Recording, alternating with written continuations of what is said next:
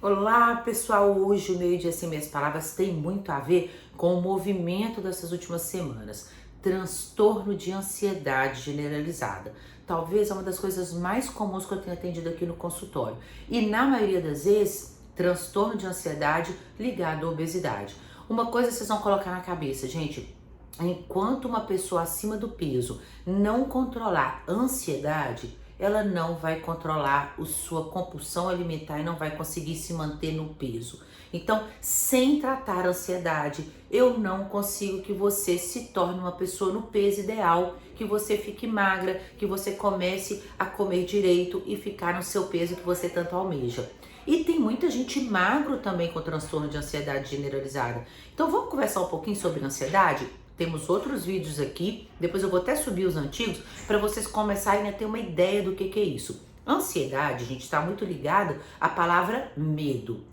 Todo mundo que é muito ansioso está tendo algum medo de alguma situação ou alguma coisa com que ele não está conseguindo lidar. Bom, medo é uma coisa que é instintivo. Animal tem medo, um bebê tem medo. Então, ter medo é um sentimento como se fosse algo que vem dentro de mim e eu não consigo controlar do ponto de vista de consciência. Então, é muito difícil mesmo na hora que você está ansioso, você querer dominar a sua ansiedade com consciência, porque a ansiedade está relacionada com aquele sentimento assim. Pega um bebê, já tem estudos, e coloca numa altura, ou coloca um animal numa altura, ele não pula, ele tem obviamente logo de cara a sensação de medo. Enquanto com o leão, você vai ter esse pulso de cortisol, essa sensação de medo. O que essa sensação faz? Tudo que uma pessoa ansiosa tem. Taquicardia, realmente o fluxo sanguíneo, ele vai todo pro músculo, para você ter condição de correr. Para isso o coração acelera, por isso que as mãos ficam frias, para isso que o trato gastrointestinal paralisa todo. E tudo isso é pra gente ter essa reação de fuga ou parte para cima. Então, ou você luta ou você foge. Só que isso, gente, acontece quando você está diante de um leão. No dia a dia, problemas mínimos da nossa vida não tem nada a ver com o leão, mas o cérebro encara como se fosse. Então você tem esse sentimento de ou luta ou fuga o tempo todo, com isso tudo acontecendo. Taquicardia, palpitação, altera todo o nosso metabolismo de glicose, porque nesse momento, para você fugir, o corpo para de gastar caloria e começa a colocar glicose para você ter essa sensação. Acaba que você não tem. Aí a coisa começa realmente a complicar. Então todo mundo que ficar liberando esse hormônio de cortisol, esse hormônio de fuga, esse hormônio de luta durante a ansiedade, vai ter às vezes mais compulsão alimentar, não vai conseguir aumentar o metabolismo, não vai conseguir colocar o corpo como gastador de energia. Bom, e aí, Sibeli? No final das contas, o que eu faço para essa ansiedade? E muito pouco vão ajudar esses remédios. A gente usa às vezes algum antidepressivo e algum ansiolítico para tratar o transtorno agudo de ansiedade, e sim, pela associação de psiquiatria tem resultado a curto prazo, mas a longo prazo, gente, essas medicações não vão melhorar a ansiedade.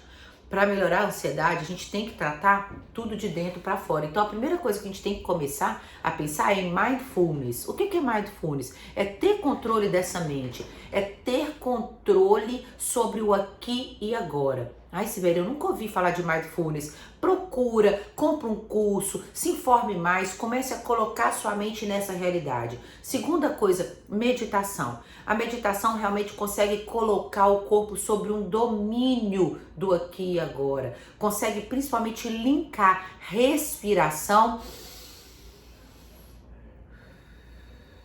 controlando frequência cardíaca, controlando neurotransmissores. Então, a meditação, não só na hora do transtorno de ansiedade, mas de uma forma preventiva, também vai ter muito, mas muito efeito. A psicoterapia neurocomportamental, né? Hoje em dia a gente sabe como é que uma terapia com psicólogo adequado vai conseguir colocar a gente mais situado em como sou eu diante da forma de lidar com os problemas. A gente tem hoje também coisas melhores e mais modernas, aparelhos conhecidos como Cardio Emotion, que fazem alguns tratamentos para ajudar essa colocação de novo da variabilidade da simpaticotonia, que é muita adrenalina, com a parasimpaticotonia, que é a pessoa mais calma. Então o Cardio Emotion faz isso.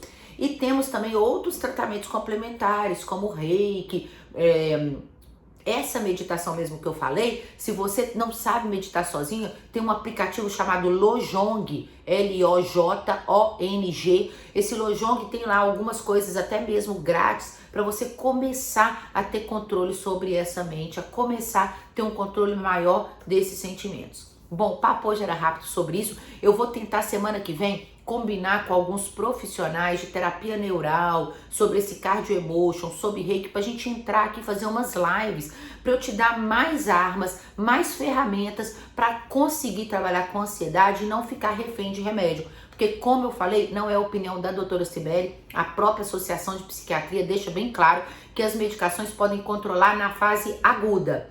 Mas a ansiedade crônica, gente, não vai ter remédio que controle. Eu vou precisar que vocês venham comigo, eu vou precisar que vocês desenvolvam processo de autocontrole, de autoconhecimento e de autocura.